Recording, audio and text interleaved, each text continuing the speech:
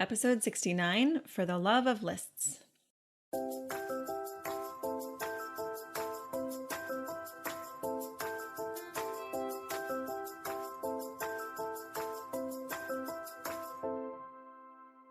Welcome to the First Year Married podcast, where we get real about building the marriage of your dreams. I'm marriage coach Kayla Levin, and I take newly married and engaged women from anxious and insecure to confident and connected through practical tips, real-life inspiration, and more than a little self-awareness along the way. Hello, friends. You guys have definitely been on my mind. I hope you are doing well. I hope you're healthy. I hope you're giving yourself and your husband a whole lot of room to just be human and make some mistakes and just do the best you can right now. We moved yesterday. Life has been a little crazy. I'm sorry that we missed the podcast last week. I had this one recorded actually, but I didn't like it. And so I made Noah wait, and so I could redo it and give you guys something a little bit better to go on. So I figured a lot of people told me that they were stressed out about catching up on all the old episodes. So hopefully that was some time to do it. I also know for some of you, podcast listening is not something you're getting to as frequently, since so many of you did this on your commutes and during things that are now not part of your life.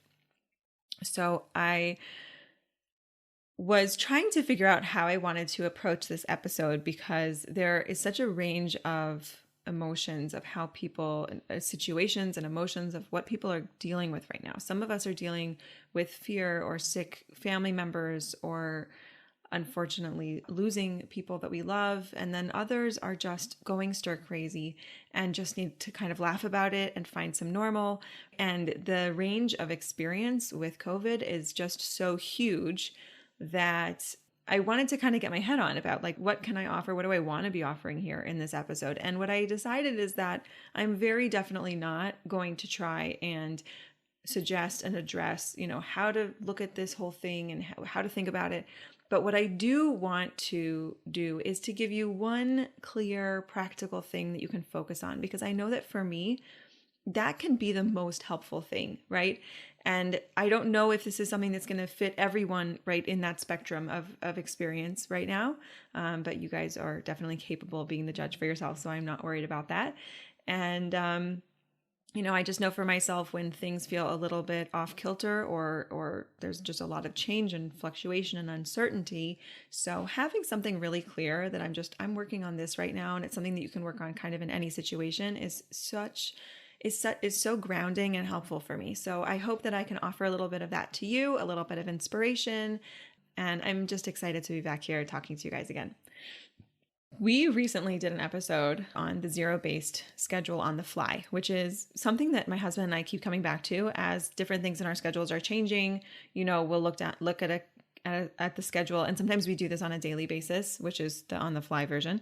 If you haven't heard zero-based scheduling, it's one of my very first episodes, and I know for a lot of people this has been really, really helpful. I've gotten lots of feedback on it, and it's really exciting. So if you want to check that out, zero-based scheduling on the fly is just a way of planning the upcoming day. And it's something that we keep coming back to when I feel like I get to the end of the day and I don't really feel like I accomplished what I wanted to accomplish, or there's something that I feel like one of the balls is dropping. So I'll ask him if he would sit down with me and help me zero base the next day. And so, especially since we have 4 kids and we're managing 2 careers and we're just trying to sort of keep all the balls in the air as much as we can, which we can't, it's definitely practically helpful to have him there, but it's also helpful to have him there because he often has great ideas and I really respect his opinion. And so it's just a great, I find for a lot of couples, it's a nice activity to do together. So what that basically means is, and you can look at the episode, but basically sitting down and figuring out exactly what's going to go into the next day based on the things you want to accomplish.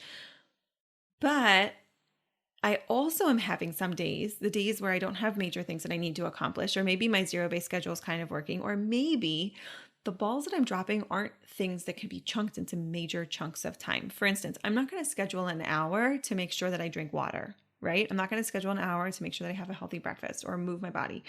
So what do I do about those things that are sort of falling through the cracks, even on the days that I do or don't do the zero-based schedule, right? Like maybe I do have some time put aside for work or for helping my kids with their schoolwork. I still have those little pieces. I wanted to bring up an oldie but goodie. So There is a woman who I found when I was a newlywed, which is now almost 11 years ago, named Marla Cilley. Her last name is Cilley, and she calls herself the Flylady because she loves fly fishing. She's still active. She has a Facebook page, and she wrote a book called Sync Reflections. And basically, her whole thing, to sum it up in terms of how I read it and how it affected me, was that there are certain types that are just kind of always like, maybe they call themselves the creatives, or maybe they call themselves the perfectionists. She definitely says this is the result of perfectionism, but these are the people that really get stuck with housework, whether it always seems like it's piling up, or, something becomes a disaster before they get into it and get working on it. And it's just always exhausting. And it doesn't ever feel like we're on top of things. And so she has a lot of really wonderful practical tools. And she also just has like a very lovely tone in terms of like, she's just very loving and reassuring. So that's definitely what I needed when I was a newlywed. So I thought that today I would just talk about how I've used some of her routines during this lockdown, which I have found to be really, really helpful. I brought the lists with me in the moving truck, I will say. So what I've been doing now is focusing on routines specifically as a checklist as opposed to in the calendar. The Flylady talks a lot about morning and evening routines and establishing those. And the nice thing about those is if there's certain things you really want to just make sure that they get done every day, if they're inside your routine, you've got a much better chance of that happening. So I've been focusing more on the morning and evening routines, and specifically thinking of these in terms of a list versus a calendar, right, where you're budgeting time. So what that looks like is that I literally on the side of my refrigerator have a plastic sheet protector with a printed up list of the things that I want to get done in the morning. And I have right next to it a dry erase marker. And so as I do the things, I just cross them off. And some of them are really simple, like go make your bed, right? And sometimes I get to the kitchen and then I realize I didn't make my bed. So I have to do it to cross it off the list. Okay. So it's like making your bed, getting dressed, like all of the basics, the things that obviously you're going to do most of those, but actually there's going to be some that you're not. So for me, filling my water bottle is the biggest indicator of whether I will drink water that day. So filling my water bottle is one of those things that's on there. Eat breakfast is on there so that I can feel like if I want the accomplishment of finishing my morning routine, I have to eat breakfast first. Okay. So I'm just putting those out there. I like to think of this as the things that are like, if you've listened to the baseline self-care episode, so you can definitely put some baseline self-care in there. Now, I wouldn't necessarily put in like a 30-minute or hour-long exercise routine, but you might want to do a 7-minute workout. You might want to do 5 sun salutations, whatever you do to just sort of get your body started. But again, you can decide how this works for you. The reason I got into this is because my whole calendar wasn't making any sense anymore. Like there were, different things that I was doing with my community and for carpool and all these different things. And I didn't know if they were going to be gone for a little while or for a long time. So I didn't really want to take them off. So I just kind of wanted to get away from the calendar for a minute. And I really am glad that happened because I'm seeing how helpful it can be. I'm actually doing the same thing with my kids actually, but back to us. And then a big aha moment for me was realizing that I went through 10 years thinking that an evening routine had to start like when you're ready to go to bed, when you've finished everything in your day. That isn't practical for some of us who work later or have things that you actually want to get checked off your daily list and you actually budget time after dinner. What I realized is that the evening routine can start right after dinner instead of starting way later. And so things like cleaning up the kitchen and washing the dishes can just happen right then. So figuring out like when's the right time to start those routines can be really helpful. You're writing out your baseline self-care and what you want to get done in these morning and evening routines. You're figuring out when you want them to start. Like what's the hack for you? If you don't know this already, one of my favorite hacks that I use all the time is piggybacking. So that means that you take something that you're always going to do. For instance, I will always have a cup of coffee in the morning unless I am fasting that day. If I know I'm having a cup of coffee, that's a great time to put something else there, right? So when I'm using my French press, then as the coffee is in the French press, that's when I would unload the drying rack for the dishes, right? And then go make my coffee. So piggybacking it just means taking a habit that you already have well established and adding the new habit onto it. So they're just connected. Another version of that would be like doing a gateway habit, right? So I can't turn on my phone until, or I can't turn on my computer until.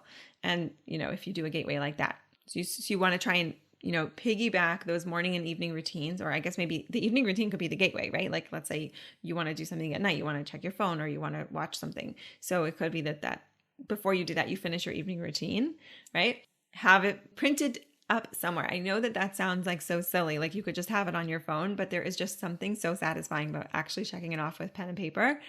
Come back to it whenever. Now, this was the piece that I added on recently, which has been so helpful to me, which is I gave myself permission to take as long as I needed to get through these routines. So if I'm halfway through my morning routine and I need to start my workday, or I need to help my kids with their schoolwork, whenever I want to, I can still go back to that routine and check through the rest of that list, right? That is really helpful because, again, I'm using these as a way of ensuring that baseline self-care. Even if it takes me till noon to fill my water bottle, it's still giving me a better chance of getting that water drunk that day, right? And the other piece that I absolutely love is she's very big on using a physical timer. Ideally, don't use the one on your phone because then you'll turn off your timer and then you'll check something on your phone and then you'll lose a lot of time, which is what we're trying to avoid. But just taking a timer, a physical kitchen timer if you can, if not, use your phone, or you can use your microwave timer or your oven timer, and you set it for things that it's like sort of one of two things. Either things that you really don't want to do. So sometimes I just cannot bring myself to wash the dishes, so I'm just going to wash for 5 minutes. Sometimes after 5 minutes, I'm done. Sometimes after 5 minutes, I'm actually totally fine with continuing. And sometimes I just do 5 minutes and then that's a huge, huge improvement on where I was before. So you can use it. And again, it doesn't have to be 5 minutes. It could be 10, 15 minutes, but you can use it as a sort of negotiation tool for yourself of it's fine. Like I know that I don't want to wash the dishes, but it doesn't matter because I could totally wash dishes for 5 minutes, right? I think she says like you could do anything for 15 minutes. The other version of this is to use the timer for things you might get sucked into. Okay, so like let's say you want to like reorganize your closet, but you know that every time you've reorganized your closet, you've gotten super burned out and you've ended up with everything all over the place. So then you could either say, I'm going to only do one shelf, or I'm only going to do 10 things. You can also set a 15-minute timer, and at 15 minutes, you're going to stop, and then you can come back to it later. So you can make this larger, you can make it smaller, but just having that external thing, I find that when I know the timer is counting down, I stay super, super hyper focused on what I'm working on. And I love that. It's really, really helpful. I don't have to worry about all the other things that I need to make sure to take care of because right now I'm only doing this one thing. And it's really in a way like kind of a form of mindfulness. Like I'm just focused on this one thing and working on that. Just to review, those couple of things is getting those morning and evening routines with those baseline self-care pieces written in, having it written down somewhere and checked off as you go, come back to it whenever, and use your timer. So those are, again, credited to the Flylady. If you want to check her out, you can find her for sure by Googling her.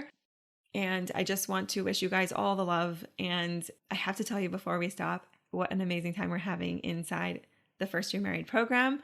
It is still on the pay what you can plan. I know a lot of people are stressed about money, and also being a newlywed and being in lockdown can come with its own form of challenges. Not to say that it's not always having some challenges, and challenges, by the way, are fine. It's totally fine for things to be hard.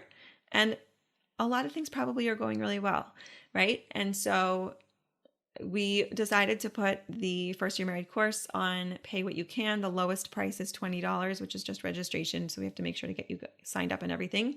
Once you're inside, you're in the Facebook group. I have people who are coming in and I'm telling you, the thing I was so nervous about was that people would come in and they would pay $20 and they wouldn't do the course. And I was nervous that I was sort of robbing them of something, the financial commitment, which makes the course a serious endeavor for people, right? Like you really think about doing the course when you're paying for it full price, but when someone's doing $20, I was worried that someone who could actually get a huge benefit would end up not benefiting because they didn't really have to invest. I'm blown away by the women in the course right now. They are doing their homework. They are posting. They're getting coached. They're supporting each other. They're commenting on each other's stuff. It is so awesome. Those of you who are inside the group, I'm absolutely loving working with you. It is such a pleasure to be seeing you guys submitting models and to be able to help you clarify where you're struggling and where it's not working, and to get your feedback and to hear your wins. And those of you who've been sort of on the fence, I really hope you'll join us now. It is my pleasure to be coaching you guys in there. I am not checking what you paid when you're in. When you're in, you're in. And it's really just, we're kind of having a blast. So the way you do it is you just go to firstyearmarried.com and there's a button for course, or you can just do /course, and you scroll down and it's pay what you can. And there's a couple of different options. The lowest option is $20 all the way up to the full price of the course. And you pay what you feel comfortable with. And then you will get access to the Facebook group. We're going to be doing a group live call soon. And I'm really excited to do that again. We did one in March, so we're going to get an April call in and answering questions, letting people get coached if they want to, running models live. It's just a really great opportunity for all of us. I hope if you haven't joined us that you will. I'd love to have you in there. For all of you, I hope you have an amazing week. I hope this gives you just a little something to focus on to sort of take one step, in a direction that can be helpful and calming and grounding. And I look forward to talking to you again next week. Okay, bye-bye.